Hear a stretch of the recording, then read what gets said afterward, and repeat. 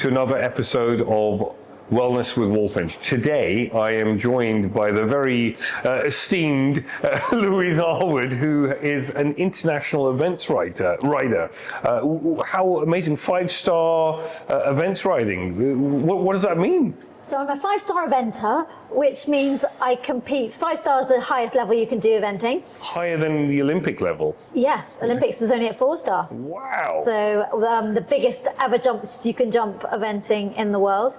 There's only 2 5-star courses in this country.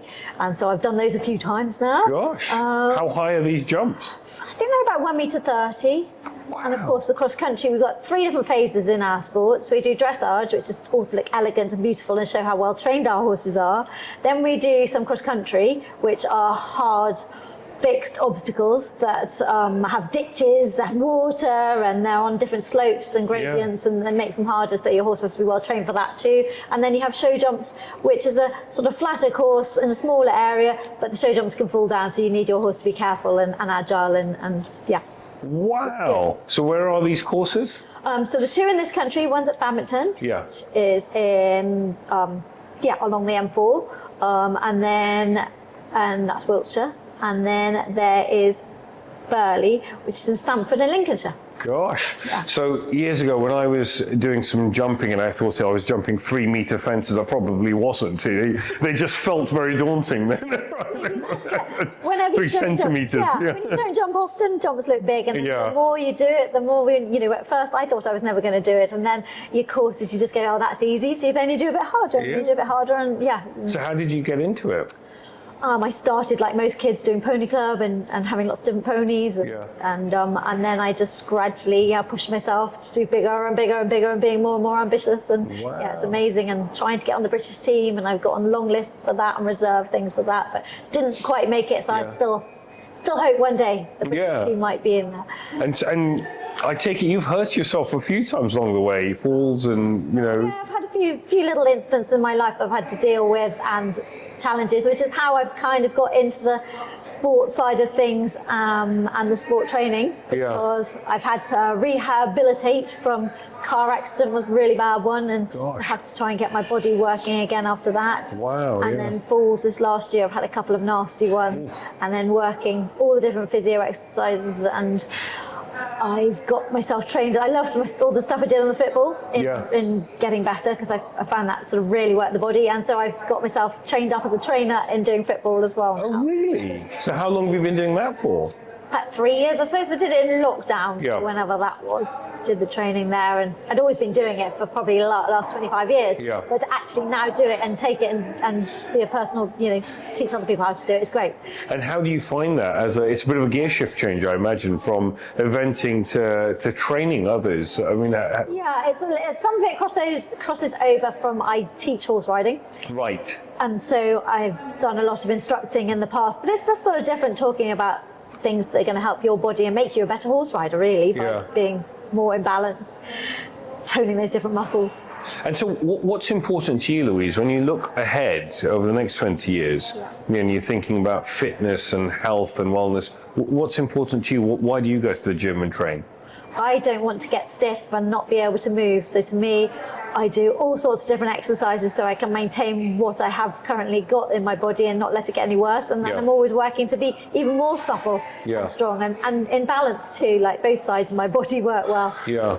And do you, when you talk about strength, do you focus on building muscle mass as well and think about that? Not big time weights or anything, but by doing sort of cross training and all the different, getting your body to do all the different things, I think is good. And also there's all the endorphins. So from training, you make yourself feel happy. It's so much better than just feeling like, oh no, I'm stuck in the chair and I can't do anything. Love going out training, and you feel so much better afterwards. Well, amazing. And thank you so much for joining us. We're here in Hereford today at the Pure Gym, and you're going to show me a thing or two here in a second, I believe. But and you live in Hereford, but if somebody wants to get in contact with you and pick this conversation up, how would they go about contacting you? I'm on the outskirts of Hereford, is where we live, sort of about 20 minutes or so away. Get in touch, I guess, via Facebook messengers, and I'm probably on a few registers of different things. I have got my own website, but that needs a little bit of work on it at the moment. Great, yes, don't they all? All right. Yes, it's keeping up to date with everything, isn't it? All right, let's do this. Well, thank you so much. Let's start footballing. Yes. Nice. And thank you for joining us on another episode of Wellness with Walfinch. We're now going to do a seated sit-up. So because it's a seated sit-up, we're not going to go as far back with our body. So we're going to just go back slowly, slowly, slowly. Remembering to keep, imagine there's an orange under your chin so you're not over flexing your neck. So go back to where you're now starting to feel it in your tummy muscles and just hold it there. That'll be enough, and our feet are hopefully still on the floor. Try and keep your back straight, not curved, and now gradually come back up. So we'll probably do about 3 sets of 10 reps on these, and it's just again going slowly, so coming back slowly. Remember to keep sort of looking up, don't overflex your neck, back straight, holding, not too far back, and then back up again. It's good, and you can just go to where you're comfortable doing this. So some people will be able to lean back further than others. That's it. Keep your feet, probably keep your feet on the ground, staying a little more secure. Let's do one more of those. So remember to look up. Breathe out when you're doing your work too, so that's our bit now as we're holding this. And breathe in as you come back up. The next exercise is doing knees to elbows. So this is going to use various different muscles again of your body. So what we're working towards doing is still seated, you're going to lift one knee up and your opposite elbow is going to come across your knee. So you're getting a little bit of a twist in the in your upper body. Still keeping your back fairly straight. Come back to the middle and then go to the other side. And then back. And again, we're not going too fast here, but it's just mobilizing you. This is much better than sitting still in a chair. It's good. It's very good, actually. You know, Just you can do this at the office. Start in the chair, in between waiting for the emails. Yeah, exactly. You're getting a little bit of a twist in your spine. You're getting a little bit of a moving your thighs, moving your bottom. Getting your abs working. Good. And then rest when you're ready. Sitting tall again. So now, after you've done a workout, it's always good to stretch. Then your body doesn't feel so bad the next day. All the lactic acid has gone out of your muscles, and then you hopefully don't feel too stiff and sore the next morning, and it doesn't put you off coming to do another fitness session again the next day. So the first one we're going to do is a hamstring stretch. So you're seated safely on your chair still, sitting comfortably. Might come slightly to the edge of your chair.